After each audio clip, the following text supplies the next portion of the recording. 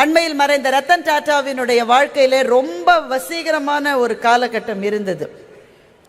அவங்க டாடா மோட்டார்ஸ் ஆரம்பித்து ஒரு கட்டத்தில் அது கொஞ்சம் சரியாக போகாமல் they wanted to sell it off. அந்த டிஸ்கஷன்ஸுக்காக யூரோப்புக்கு போய் அந்த நிறுவன தலைவர்களை இவங்க சந்திச்சிருக்காங்க. Mister Ratan Tata himself was there. அவரும் அவருடைய குழுவும் சேர்ந்து சந்திக்கிறார்கள். அவங்க ரொம்ப இவங்களை why do Indians have to do this mistake again and again? You guys don't know how to do passenger car segments at all, isn't it? అని கேட்டிருக்காங்க. அந்த பேச்சுவார்த்தை தோல்வியிலே முடிந்தது. இவங்க திரும்பி வந்துட்டாங்க.